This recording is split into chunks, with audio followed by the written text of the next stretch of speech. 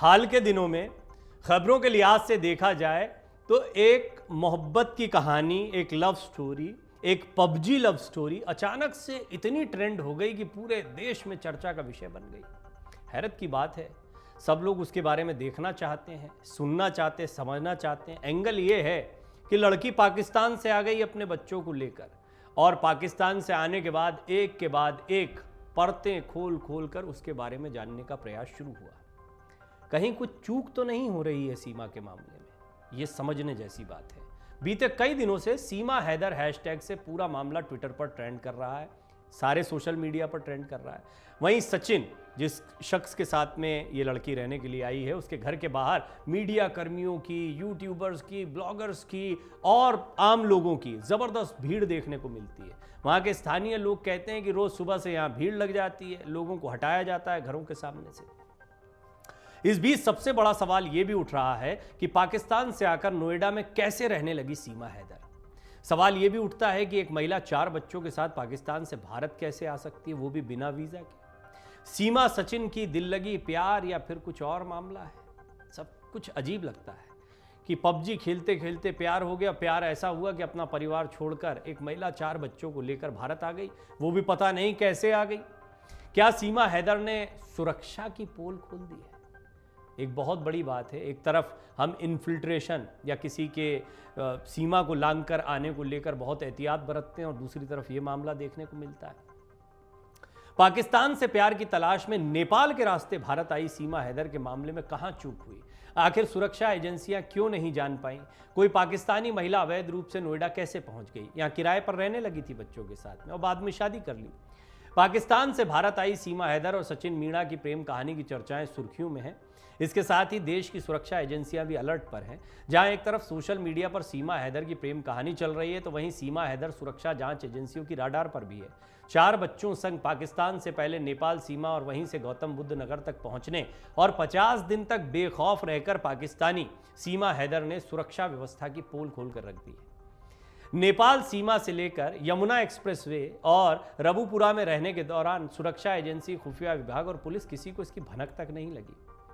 ऐसे कितने लोग हो सकते हैं, एक बड़ा सवाल खड़ा होता है। सरहद पार कर पाकिस्तान से 4 बच्चों को लेकर रबुपुरा पहुंची सीमा हैदर के मामले की तह तक जाने के लिए जेवर पुलिस ने मंगलवार को सचिन मीणा के घर पहुंचकर 1 घंटे की पूछताछ भी की है। पुलिस ने सीमा से सचिन से पहचान, दोस्ती और प्यार से लेकर नेपाल में मुलाकात और रबुपुरा आने तक सवाल पूछे। साथ ही पुलिस ने बरामद कागजात के संबंध में भी गहन पूछताछ की है। पुलिस ने सीमा से बरामद कागजात, मोबाइल, सिम कार्ड और 3 आधार कार्ड की जांच में भी अपनी पूरी तफ्तीश को आगे बढ़ाया, लेकिन इससे उलझन बढ़ गई है। दूसरे देश का मामला होने के कारण केंद्रीय एजेंसियां और इंटरपोल की मदद से जांच पूरी हो सकती है। इसके लिए स्थानीय पुलिस ने आला अधिकारियों को रिपोर्ट भी भेज दी है। चर्चा है कि शासन ने भी पूरे मामले की रिपोर्ट तलब की है। सीमा हैदर की प्यार की कहानी में अपराध की शुरुआत सीमा के 4 बच्चों संग बिना वीजा के सरहद पार कर आने से होती है। मीडिया रिपोर्ट्स के मुताबिक पुलिस ने सीमा के पास से 3 आधार कार्ड बरामद करने का दावा किया है। शुरुआत में खुफिया विभाग के एक सूत्र ने जानकारी दी थी कि आधार कार्ड एडिट कर फर्जी ढंग से बनाए गए हैं, यानी फर्जी आधार कार्ड, ये भी एक अपराध है। इनमें सीमा ने खुद को सचिन की पत्नी और रबुपुरा निवासी बताया है। इसी तरह एक आधार कार्ड उसके बच्चे का भी है। अगर यह दावा सही होता है तो इस केस में आईपीसी धारा 420 और 467 की धारा लगनी चाहिए थी। ऐसा होता तो 7 साल की सजा होने के कारण सीमा और सचिन को जमानत नहीं मिलती। दोनों को जमानत 7 साल से कम सजा का अपराध होने के कारण ही मिली।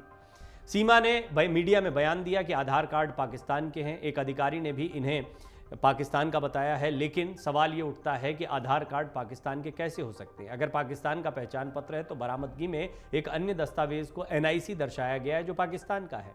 सीमा ने जानकारी दी है कि उसे नेपाल के सुरक्षा कर्मियों से अधिक पूछताछ के लिए नहीं गुजरना पड़ा था, उससे बहुत ज़्यादा पूछताछ नहीं हुई। भारत में वो साड़ी पहनकर आई थी, केवल एक सुरक्षा कर्मी ने उससे पूछताछ की। उसने अपने को भारतीय बताते हुए सचिन के घर का पता और खुद को ठकुराइन बताया था। आशंका है कि यहां एडिटेड आधार कार्ड का इस्तेमाल किया गया हो, लेकिन अभी पुलिस ने इसकी पुष्टि नहीं की है। इसकी जांच के लिए पुलिस उस बस के स्टाफ से पूछताछ कर सकती है जिसमें सीमा 4 बच्चों संग नेपाल से यमुना एक्सप्रेसवे के फलेदा कट तक पहुंची थी। सचिन के लिए पाकिस्तान से भारत आने वाली सीमा हैदर के मामले में सुरक्षा एजेंसियां, लोकल इंटेलिजेंस यूनिट और बिट पुलिसिंग पर यूपी के पूर्व डीजीपी ने सवाल उठाए हैं। उन्होंने कहा कि आखिर इतनी बड़ी चूक कैसे हो गई। कोई महिला बिना वीजा के 4 बच्चों संग पाकिस्तान से भारत आ गई। उत्तर प्रदेश के पूर्व डीजीपी विक्रम सिंह ने कहा कि इस मामले में पुलिस और जांच एजेंसियों को अधिक सतर्क रहना होगा। आइए अब हम आपको बताते हैं सीमा हैदर को लेकर यूपी के डीजीपी ने क्या कुछ कहा है। एक निजी समाचार चैनल से बात करते हुए पूर्व डीजीपी विक्रम सिंह ने सीमा हैदर के मामले में कहा कि जिस तरीके से पूछताछ की गई है, इसमें कहीं ना कहीं जल्दबाजी हुई है। जांच एजेंसियों को और सख्ती से जांच करनी चाहिए और पूछताछ करनी चाहिए। उन्होंने कहा कि इस मामले में इतनी जल्दी नाम पता पूछकर मामले की इतिश्री नहीं होनी चाहिए थी। इसमें गहराई से 2-3 दिन तक पूछताछ होनी चाहिए थी। उन्होंने ये भी कहा कि जिस हिसाब से एजेंसियां काम कर रही हैं, इतनी जल्दी पूछताछ खत्म हो जाती है और सीमा को रिहाई मिल जाती है। इसके बाद वो आकर आराम से रह रहे हैं। आज तक इतनी जल्दी पूछताछ कभी नहीं देखी गई। इस मामले की गहराई से और अलग अलग अधिकारियों द्वारा अलग अलग तरीके से अलग अलग पूछताछ होनी चाहिए। इसके बाद सचिन और सीमा से एक साथ पूछताछ होनी चाहिए। वीडियो कॉन्फ्रेंसिंग के जरिए सीमा के पति गुलाम हैदर से बातचीत होनी चाहिए।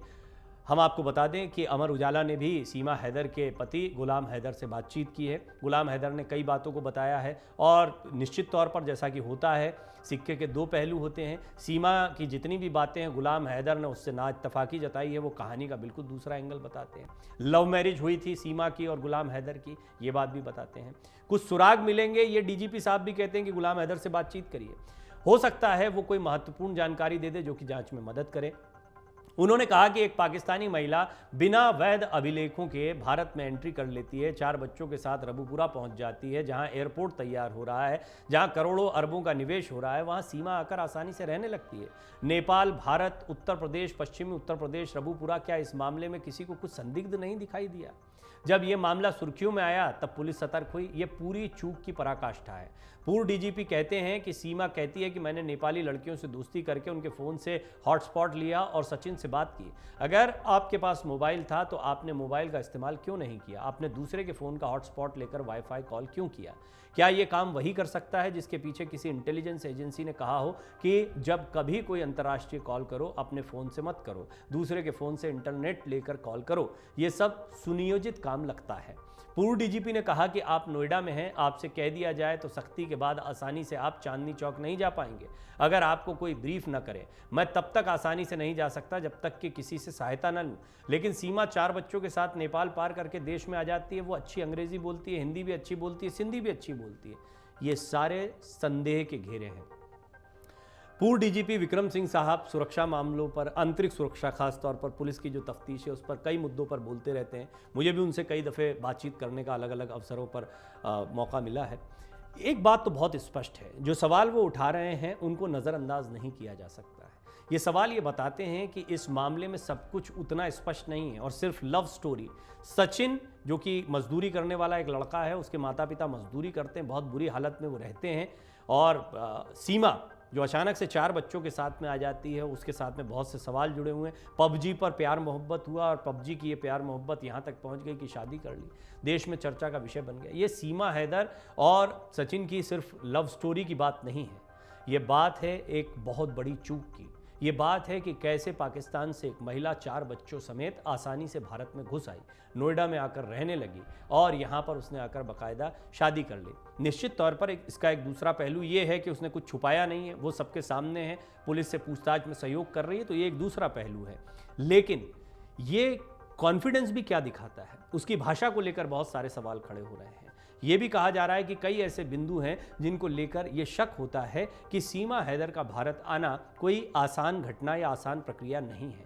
इसके पीछे कई बिंदुओं को पूर्व डीजीपी विक्रम सिंह साहब ने भी उठाया। आपको क्या लगता है? क्या आपको लगता है कि सीमा हैदर का आना भारतीय सुरक्षा में एक बड़ी चूक को दिखाता है? सीमा पर हमें और मुस्तैदी से जांच पड़ताल करने की ज़रूरत है, इस ज़रूरत को दिखाता है? सीमा हैदर को लेकर क्या आपके मन में भी संदेह और सवाल खड़े होते हैं? अपनी टिप्पणी ज़रूर करें। अमर उजाला अब आपके टीवी पर भी। अपने स्मार्ट टीवी पर YouTube पर सर्च करें अमर उजाला, चैनल सब्सक्राइब करें और देखें ताज़ा खबरें, वो भी HD क्वालिटी में। और हाँ, बेल आइकन दबाना ना भूलें ताकि हर खबर हो आपके घर। अमर उजाला, निष्पक्ष, निर्भीक, निरंतर।